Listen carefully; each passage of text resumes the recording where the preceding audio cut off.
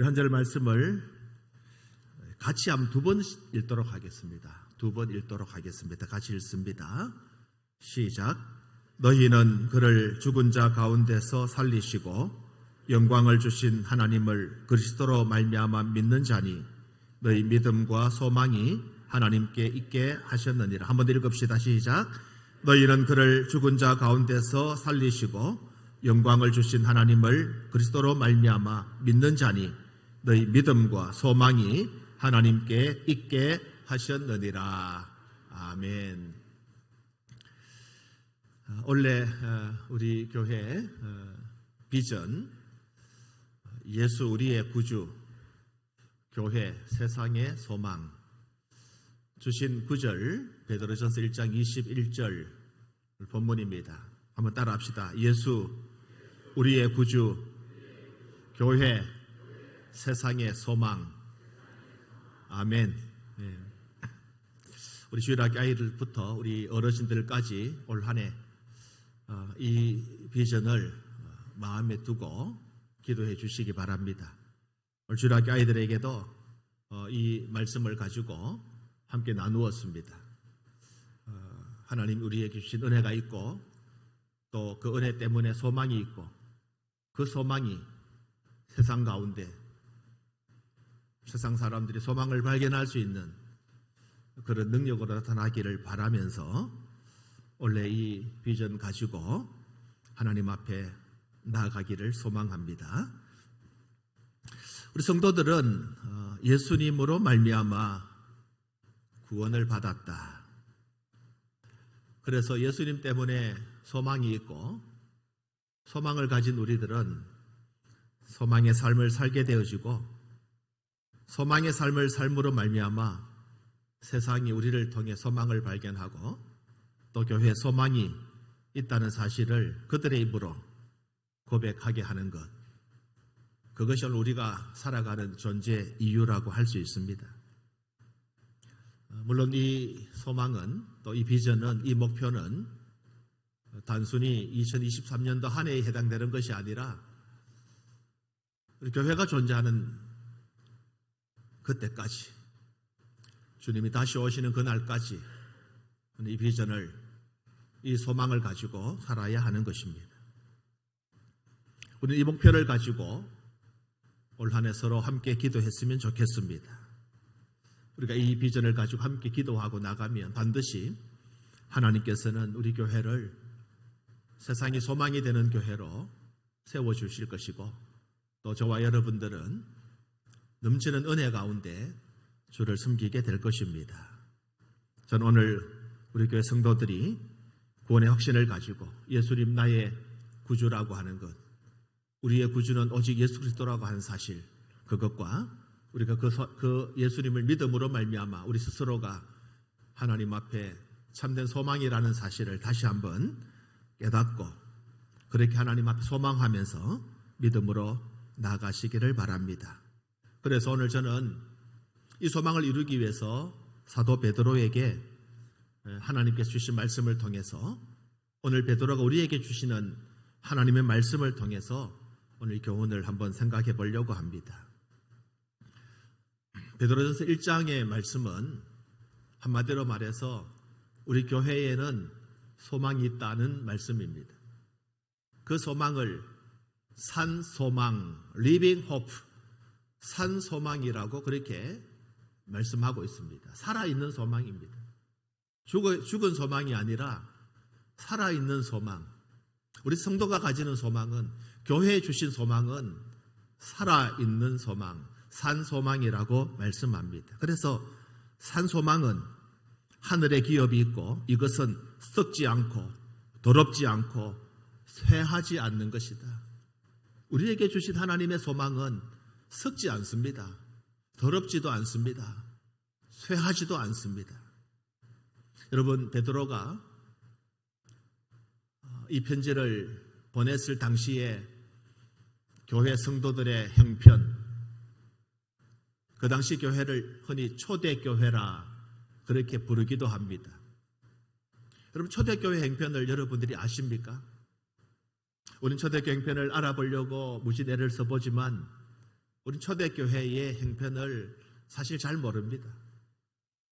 초대교회 성도들 얼마나 하나님 앞에서 믿음으로 살려고 몸부림쳤는지, 그러면서 그들의 전 환경이 얼마나 힘들고 어려웠는지 우리는 말로 표현할 수가 없습니다.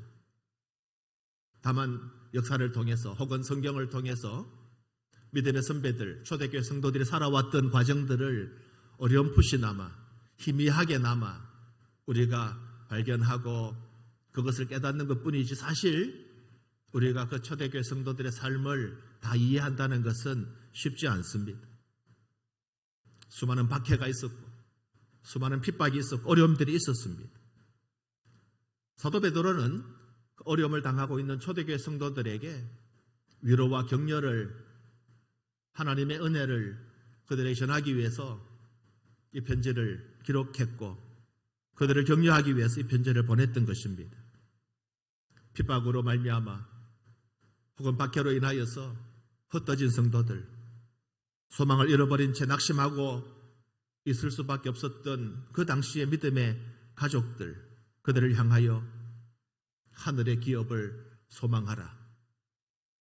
이 땅에 우리가 머물러 사는 성도가 아니라 하늘의 기업을 소망하며 하나님을 바라보는 하나님의 자녀라고 하는 사실들을 이 편지를 통해서 강조하고 있는 것입니다. 그러면서 하늘의 기업을 소망하며 살아가는 성도들은 마땅히 거룩히 살아야 한다. 교회가 그렇게 될 이유가 있습니다. 우리가 하나님의 은혜로 영광의 기업을 소망하며 살아가기 때문에 성도된 저와 여러분은 거룩한 삶을 살아야 하는 것입니다. 사도 베드로는 오늘 성도된 저와 여러분 포함해서 모든 사람들이 구원받기 이전에는 그다지 별 쓸모없었던 사람이라고 말합니다. 가치 없는 구습에 매여 살았던 존재들이었다고 말씀하고 있습니다. 그러나 이제 저와 여러분들은 예수님의 보배로운 피로 말미암아 구원을 받게 되어졌고 예수님의 그 십자가로 인하여 생명을 얻었다라고 오늘 성경 우리에게 선언하고 있는 것입니다. 우리가 소망을 가지고 살아야 될 이유는 무엇입니까? 예수님의 그 보배로운 피가 나를 구원했기 때문입니다.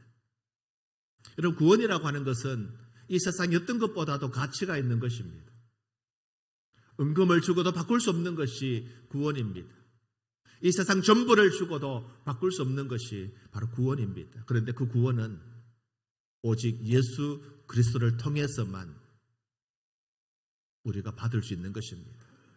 그래서 예수님은 우리의 구주가 되는 것입니다. 오직 예수 그분이 유일한 구주가 되는 것입니다. 우리 이 사실만 인정한다면, 예수님이 나의 구주라는 사실만 고백한다면 우리는 하나님 앞에 성공한 삶을 살아가는 것입니다. 은이나 금같이 없어질 보배로 구원받은 것이 아니라 오직 예수 그리스도를 통해서 구원받았음에 감사하십시다. 오직 예수님 때문에 내가 구원받았다는 사실에 감격하시기를 축복합니다. 우리는 그 사실만 기억하면 행복합니다. 다른 것으로 행복한 것이 아니라 예수 그리스도가 나의 유일한 구원자, 예수님이 나의 구주가 된다는 사실을 기억하고 확신한다고 하면 그것으로 우리는 만족할 수 있고 그것으로 주님 앞에 감사할 수 있는 것입니다. 그래서 저와 여러분, 성경은 우리를 향하여 너는 소망의 사람이라고 말씀하고 있는 것입니다. 우리는 소망의 사람들입니다. 예수님을 소망 삼는 사람들은 소망의 사람들입니다. 그래서 소망의 삶을 살아가는 저와 여러분들이 행복한 사람이고 그 소망 잃지 마시고 그 소망 가운데 감사하시기를 주님의 이름으로 축원합니다. 다시 말씀드립니다. 이런 소망의 삶을 살아가는 우리들이 살아야 될 삶의 방법이 있습니다. 뭘까요? 거룩입니다. 우리는 거룩하게 살아야 됩니다. 거룩된 삶을 살아야 됩니다.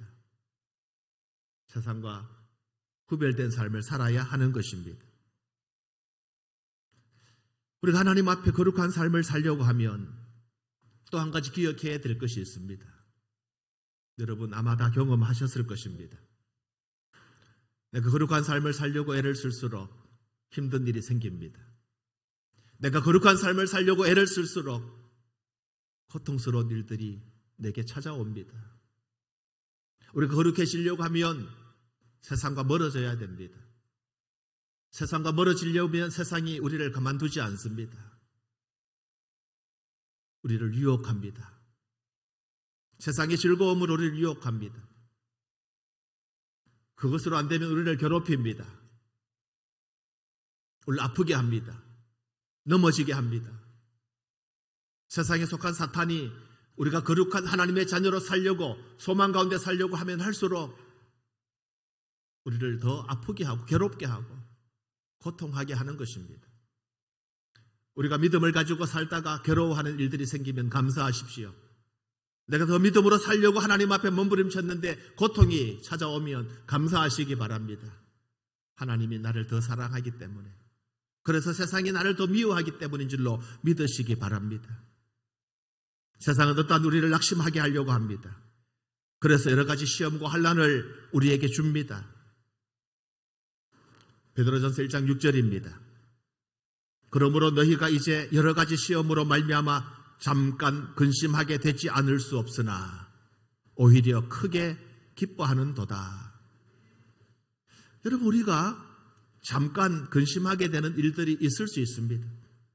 여러 가지 시험으로 말미암아 잠깐 근심하게 되는 일이 우리 가운데 있을 수 있지만 걱정하지 말라는 것입니다. 왜냐하면 오히려 크게 기뻐하게 하신다고 하나님이 약속을 하고 있는 것입니다.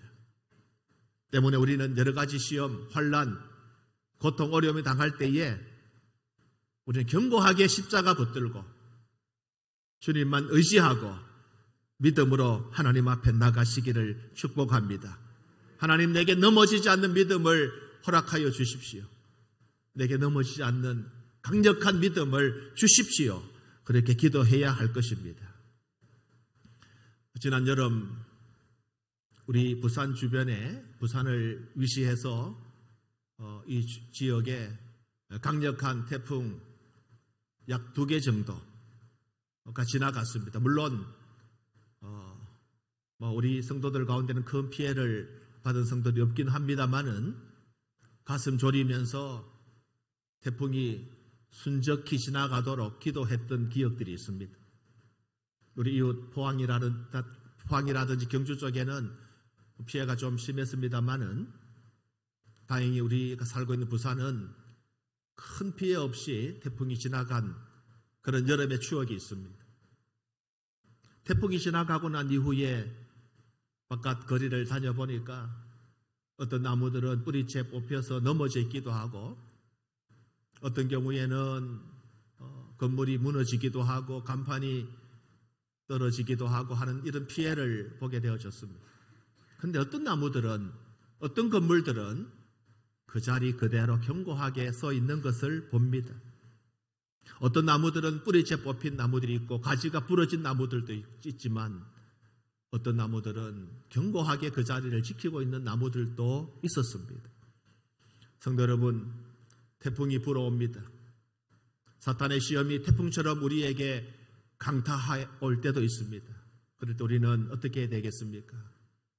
견고한 믿음의 뿌리를 잘 내리고 흔들리지 아니하고 견고히 서가는 믿음의 성도들이 되어져야 됩니다. 바람에 이리저리 흔들리고 휘둘리는 성도가 아니라 그런 믿음 안에 견고하게 세워지는 그런 성도가 되시기를 바랍니다.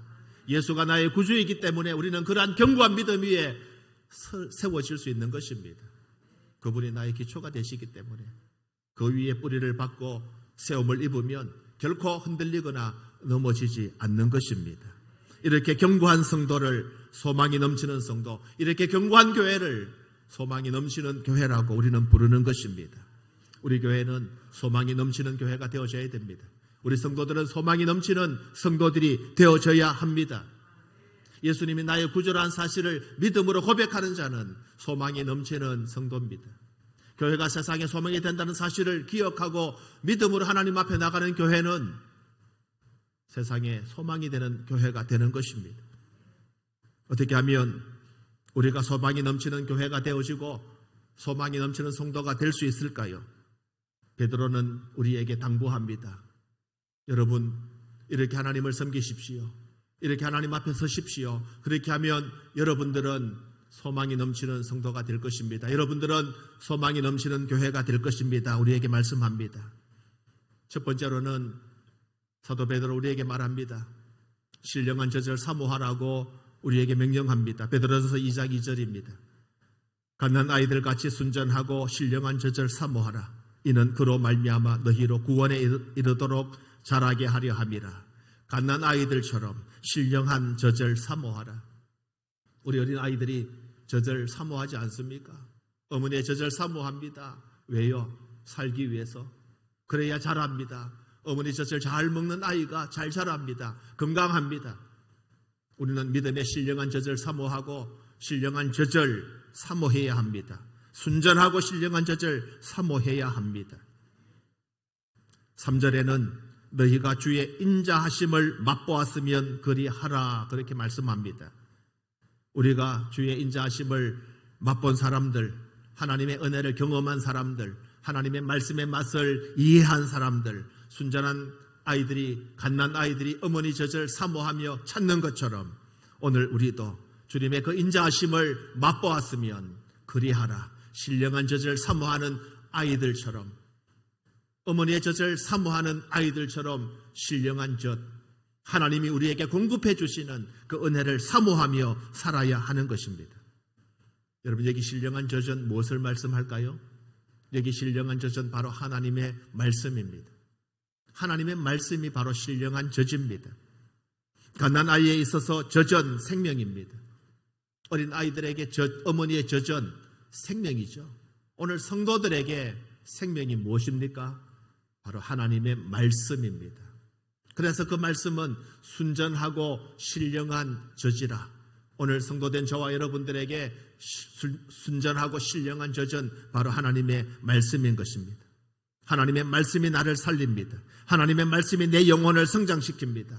하나님의 말씀은 신령한 양식입니다. 성도가 사모해야 될 것은 세상의 즐거움이 아닙니다. 세상의 오락이 아닙니다. 오늘 성도가 하나님 앞에 사모해야 될 것은 신령한 젖인 하나님의 말씀입니다.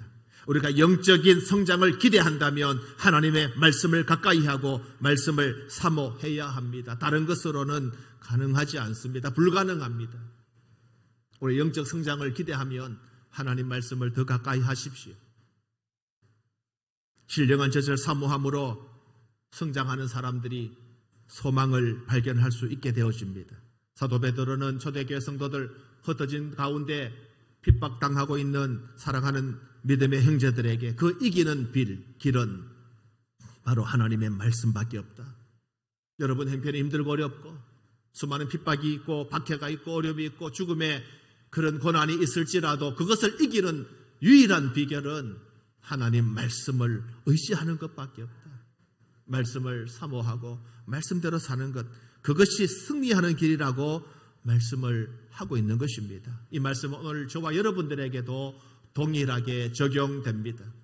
그건 비단 2000년 전 초대교회 성도들에게만 적용되어진 말씀이 아니라 오늘 이 말씀은 이 시대에 오늘 저와 여러분들에게 동일하게 주신 말씀임을 기억하십시오. 사도 베드로는 순전하고 신령하고 순전한 젖, 곧 하나님의 말씀을 우리가 사모할 때에 그 맛을 어떻게 알아야 했습니까? 그 말씀을 즐기라고 그랬어요. 즐기라. 그것을 맛보라 그랬어요. 맛본다는 말은 즐긴다는 것입니다. 여러분, 어떤 맛을 좋아합니까? 우리 어린아이들은 단맛을 좋아하죠. 우리 어른이 되면 단맛보다는 또 다른 맛이 있죠. 우리 오감이라 그러죠. 또 우리가 맛을 알게 되어지면 나이가 들고 세월이 흐르면 우리 입맛이 바뀌고 또 좋아하는 음식이 또 다 다를 수도 있지만 우리가 한번 맛본 맛있는 음식은 늘 기억하는 법입니다. 연말에 어머니와 우리 막내 동생 가족이 이제 방문을 함께 예배를 드리고 있는데 우리 조카들이 이제 저 유아실에 있는데 며칠 전에 이제 큰아빠 집에 간다 하는 이제 그 이야기를 하면서 큰아빠 집에 부산에 가면 한 가지 목표가 있다 그래요. 뭐냐 했더니 맛집 투어. 맛집 투어를 하겠대요. 그래서 시간이 되면 좀 우리 가족들 데리고 맛집 투어를 좀 했으면 좋겠는데 뭐 연말에 좀 바쁘고 하다 보니까 한 2군데는 다녀왔습니다. 다녀왔는데 내일 이제 좀 기회가 되면 좀 맛있는 부산에서 좀 맛있다고 하는 우리 아이들이 좋아하는 곳을 한 방문해 볼까 합니다. 여러분 왜 맛있는 집을 찾아갑니까? 그 맛있는 집의 맛을 우리가 기억하기 때문입니다. 그 집의 식당의 음식의 맛을 우리가 기대하고 있기 때문입니다. 여러분 말씀의 맛을 한번 기대하십시오. 말씀의 맛을 기억하십시오. 하나님이 주시는 약속의 말씀, 이 말씀의 맛을 우리가 잊지 마시기를 바랍니다. 육체의 맛, 음식을 통해서 누리는 것도 즐거움이지만 하나님의 말씀의 맛을 여러분 우리가 기대하고 이 신령한 젖을 사모하는 성도들이 되시기를 바랍니다. 우리는 육체를 위해서, 육체의 입의 맛을 위해서 육체의 맛있는 양식을 반드시 먹어야 하고 또 먹고 있습니다. 그러나 우리는 이 맛을 위해서만 살 수 없습니다. 육체를 위해서만 살아갈 수 없습니다. 우리는 짐승처럼 사는 존재가 아닙니다. 우리는 영적인 신령한 존재들입니다. 하나님의 형상대로 창조되어진 신령한 존재들입니다. 때문에 오늘 저와 여러분들은 육체를 위해서만 살 수 없고 이 땅에 발을 붙이고 살기 때문에 육체도 중요합니다만은 오늘 우리들에게 더 소중하고 더 중요한 것은 영혼입니다. 신령한 양식을 사모하고 우리 영이 건강해지는 것입니다. 말씀의 맛을 천국 시민으로서 우리가 마음껏 누리고 영의 양식에 우리가 늘 도취되어서 그것을 사모하려고 하는 열정이 우리에게 있어야 하고 그 맛을 찾으려고 애를 쓰고 애를 쓰는 저와 여러분들이 되어져야 됩니다. 사도 베드로가 흩어진 성도들에게 신령한 젖을 사모하라는 것은 그 말씀의 맛을 찾고 그 말씀의 맛의 진정한 의미를 깨닫고 그 말씀대로 살 것을 촉구하고 그렇게 권면하는 것입니다. 이 말씀은 오늘 저와 여러분들에게도 동일하게 적용되는 것입니다. 그러면 우리가 자라기 위해서 어떻게 해야 할까요? 먹어야 되죠. 많이 먹으십시오. 많이 드십시오. 베드로전서 2장 2절 다시 한번 보시겠습니다. 같이 읽겠습니다. 시작. 갓난 아기들 같이 순전하고 신령한 젖을 사모하라. 이는 그로 말미암아 너희로 구원에 이르도록 자라게 하려 함이라. 아멘. 여러분 왜 이 젖을 사모하라 했습니까? 순전하고 신령한 젖을 왜 사모하라고 했습니까? 너희로 구원에 이르도록 자라게 하기 위해서 우리 자라야 됩니다. 어린 아이들이 예쁘고 귀엽지요. 제가 이 말씀을 한번 설교할 때 그런 예를 들었지 않습니까? 아이들은 이제 갓난 아이들은 그냥 가만히 누워 있을 때 얼마나 귀엽고 예쁘고 착하고 아름답게 보입니까? 똥을 싸도 귀엽습니다. 우리 아이가 기저귀에 똥을 싸도 그 부모는 그걸 더럽다 한 부모가 아무도 없습니다. 그냥 손으로 집어서 요즘이야 일회용 기저귀에다가 그냥 그렇게 싹 정리하고 버리지만 제가 아이를 키울 때만 해도 면 기저귀를 다 채워가지고 말이죠. 제가 많이 빨았습니다. 그런데 그걸 빨면서 더럽다는 생각 해본 적이 없어요. 근데 여러분 그 아이가 5년이 됐는데도 기저귀에 똥을 싸고 10살이 됐는데도 기저귀에 변을 본다면 귀엽겠습니까? 20살, 30살이 되었는데도 기저귀를 차고 다닌다고 생각해 보십시다. 그건 부모님으로서 가슴 아픈 일이고 그건 아픈 일 아니겠습니까? 우리가 10년을 믿고 20년을 믿고 30년, 40년을 믿고 평생을 예수를 믿었는데도 주님 보실 때에 잘하지 못한 채로 여전히 젖만 먹고 딱딱한 음식을 먹지 못하는 그런 아이로 우리가 멈춰 있다고 하면 하나님 얼마나 아파하시고 슬퍼하시겠습니까? 여러분 많이 드십시오. 신령하고 순전한 젖을 많이 드십시오. 그래야 자랍니다. 우리가 자라야 되는 것입니다. 신령한 젖을 사모하면 그로 말미암아 너희로 구원에 이르도록 자라게 하려 함이라. 여러분 먹는다는 것은 사모한다는 것입니다. 여러분 신령한 젖을 먹는다 사모하십시오. 맛을 본 사람은 그 맛을 잊지 아니하고 계속해서 그 맛을 보기를 원합니다. 주의 인자하심을 체험한 사람은 주님을 계속 만나기를 원하게 되는 것입니다. 성도 여러분들, 여러분의 개인적으로 주님을 사모하고 우리 교회는 온 교회가 함께 하나님을 사모하는 아름다운 교회가 되시기를 주님의 이름으로 축원합니다. 두 번째로는 우리가 예수를 구주로 믿고 세상의 소망이 되는 교회가 되기 위한다면 우리의 버릴 것을 과감히 버리는 결단이 우리에게 있어야 합니다. 결단한다는 것은 쉬운 일이 아닙니다. 뭔가 결단한다는 것은 여러분 굉장한 인내를 요구하고 또 대가를 지불하게 합니다. 그냥 쉽게 결단하는 법은 없습니다. 여러분 과감히 결단하십시오. 과감하게 버려야 한다는 것입니다. 다시 베드로전서 2장 1절입니다. 같이 읽겠습니다. 시작. 그러므로 모든 악독과 모든 기만과 외식과 시기와 모든 비방하는 말을 버리고. 여러분 우리가 많이 먹으면 좋은 것이 대부분 아니겠습니까? 대개 음식은 많이 먹으면 포만감을 느끼고 또 먹으려고 그런 하는 욕망, 식욕이죠. 우리에게는 식욕이 있습니다. 뭔가 많이 먹고 싶은 욕심이 있습니다. 특별히 내가 좋아하는 음식이라면 과식을 할지라도 많이 먹고 싶어 하는 것이 우리의 욕망입니다. 우리 가지고 있는 욕망입니다.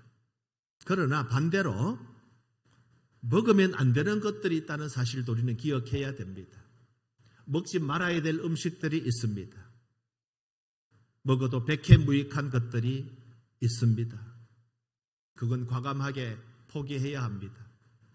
성도로서 먹지 말아야 될 음식을 먹는 것 포기해야 합니다. 하나님은 그것을 기뻐하지 않기 때문에 우리가 먹어서 안 되는 것, 먹지 말아야 될 것, 아니 먹어도 백해무익한 것은 우리가 그리스도 안에서 과감하게 버리고 포기해야 하는 것입니다. 예수 안에 소망 있는 사람은 과감하게 버릴 줄 아는 용기가 있어야 하는 것입니다. 어떤 것은 내게 유익할 수 있습니다.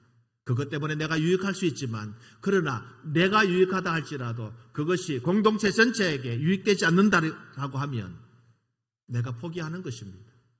그 일이 내게 유익할지라도 이것이 내게는 유익하지만 공동체 전체 해가 된다고 하면 그것은 내가 포기해야 하는 것입니다. 주님은 우리에게 말씀합니다. 오늘 베드로는 주님을 통해서 베드로에게 우리가 오늘 듣는 주님 베드로를 통해서 내게 말씀하시는 것, 우리 하나님 앞에 하나님의 말씀으로 우리가 인정하고 듣지 않습니까? 뭘 버리라고 했습니까? 모든 악독을 버리라고 했습니다. 온갖 악한 것을 말합니다. 기만을 버리라고 했습니다. 기만, 악한 말로 달콤하게 유혹하고 남을 꿰거나 부추겨서 남을 속이는 행위입니다. 기만하는 것은 남을 속이는 행위를 말합니다. 목적과 수단과 방법을 가리지 않고 순수하지 못한 방법으로 자기의 유익을 위해서 행하는 일, 그것을 우리는 버려야 되는 것입니다. 외식이 무엇입니까? 하나님과 사람 앞에서 말과 행동, 생각과 행동이 일치하지 않는 것, 언행일치가 되지 않는 것, 신행일치가 이루어지지 않는 것. 세상에서는 말과 행동이, 교회 안에서는 믿음과 행동이 일치가 되어져야 하는 것입니다. 하나님 영광을 위해서는 우리의 말과 우리의 행동이, 우리의 믿음과 우리의 행위가 하나가 되어져야 하는 것입니다. 하나님은 외식하는 것을 싫어하십니다. 외식하는 바리새인들을 책망하셨습니다. 화 있을진저 회칠한 무덤과 같다고 책망하셨습니다. 외식을 버리십시다. 외식을 포기하십시다. 그래야 하나님이 우리를 사랑하십니다. 그래야 우리가 능력 있는 소망이 하나님의 사람들이 되는 것입니다. 시기를 포기하라고 그랬습니다. 내가 없는 것, 남들이 가지고 있을 때 그것을 속으로 부러워하고, 그래서 부러움 때문에 그 가진 사람을 미워하는 마음, 이게 시기심입니다. 내가 없는 것 때문에, 남이 가진 것 때문에 그 남을 미워하는 마음, 내가 가지지 못했기 때문에 가진 사람을 싫어하는 마음, 이 시기심을 버려야 합니다. 그리고 모든 비방하는 말을 버리라고 그랬습니다. 누구를 거스려 하는 말입니다. 험담하는 것입니다. 남의 결점이나 약점을 들추어내는 것을 말합니다. 그래서 상대방을 비난하고 비판하는 행위를 말합니다. 우리는 상대방을 재판할 권리가 없습니다. 우리는 상대방을 비난할 권리도 없습니다. 오직 재판장은 한 분이신데 그분은 바로 하나님이십니다. 그래서 우리는 형제를 비판하거나 비난하거나 재판할 그런 능력이 없습니다. 나보다 더 어려운 형편에 있는, 혹 나보다 더 연약한 가운데 있다고 하면 그들을 위해서 기도해주고, 그들이 잘못하고 죄를 지었다고 하면 그들을 불쌍히 여기고 기도해 줄 뿐입니다. 그들의 죄를 정죄할 책임과 의무가 우리에게 없습니다. 다만 그들을 위해서 기도해 줄 뿐입니다. 그래서 남을 비방하는 말을 버리십시다. 오히려 예수를 구주로 믿고 세상의 소망이 되는 사람, 예수는 우리의 구주가 되고 교회는 세상의 소망이라고 믿는 사람은 오히려 남의 장점만을 바라보고 칭찬해주고 격려해주는 것입니다. 올 한 해 우리 성도들, 여러분들 칭찬에 부요해지시기를 축복합니다. 자랑하시기를, 여러분 자랑해 주기를 축복합니다. 그것이 우리의 삶입니다. 그것이 성도의 삶인 것입니다. 이제 여러분, 하나님의 자녀가 하늘의 소망을 가지고 계속 자라가기 위해서, 정말 세상의 소망이 되기 위해서는 이러한 악과 시기와 비방과 질투와 여러분 모든 것을 버려야 하고, 동시에 앞서 말씀드린 것처럼 순전하고 신령한 젖을 사모해야 하는 것입니다. 이제 결론적으로 말씀을 드리려고 합니다. 여러분, 교회가 세상의 소망이 되어야 될 이유가 무엇입니까? 첫 번째 이유는 내가 하나님 은혜로 말미암아 구원받았기 때문입니다. 예수님 때문에 내가 구원받았기 때문입니다. 구원받을 자격이 없었던 우리가 하나님의 은혜로 말미암아 예수님의 십자가 죽으심으로 말미암아 그 보혈로 인하여 구원을 받았기 때문에 우리는 마땅히 세상의 소망이 되어져야 하는 것입니다. 교회가 세상의 소망이 되어야 할 이유가 무엇입니까? 베드로는 하나님의 아름다운 덕을 선전하기 위해서 우리를 불렀다고 말씀합니다. 우리를 구주 예수님을 통해서 구원받게 되어지고 교회로 하나님 앞에 서게 되어지고 교회가 세상의 소망이 되어져야 될 이유는 바로 하나님의 아름다운 덕을 선전하기 위해서, 한마디로 말씀을 드리면 하나님의 영광을 위하여. 우리가 사는 이유, 우리가 살아가는 목적, 먹든지 마시든지 하나님의 영광을 위해서 행하는 것, 그것 때문에 우리가 부름을 받았고 그것 때문에 교회는 세상의 소망이 되어야 하는 것입니다. 2023년 우리 교회가 이런 교회가 되기를 원합니다. 2023년도 우리 성도들이 이런 성도가 되기를 축복합니다. 내가 구주 예수님을 통해서 구원받았다는 것, 예수님이 우리의 구주라는 사실을 확신하십시오. 그것만 확신하시면 됩니다. 그리고 우리 교회는 세상의 소망이라고 하는 이 분명한 의식만 우리가 가지고 있으면 우리는 성공하는 삶을 살게 될 것입니다. 2023년 올 한 해 오직 예수 그리스도 그분은 나의 구주가 되시고 그 주님으로 인하여 구원을 받았고 구원받아 교회로 세워진 우리가 세상의 소망 가운데 세워져야 한다는 것, 절망 가운데 신음하고 있는 이 세상을 주님의 은혜로 세워가는 이 귀한 사역에 우리가 온전히 쓰임받는 그 도구가 되도록 하나님 앞에 기도하면서 이 사명 잘 감당하는, 올 한 해 이 비전을 잘 이루어가는 복된 성도 여러분 되시기를 우리 주님의 이름으로 축원합니다. 한 번 더 따라합시다. 예수 우리의 구주, 교회 세상의 소망. 같이 했습니다. 시작. 예수 우리의 구주, 교회 세상의 소망. 할렐루야. 기도하시죠.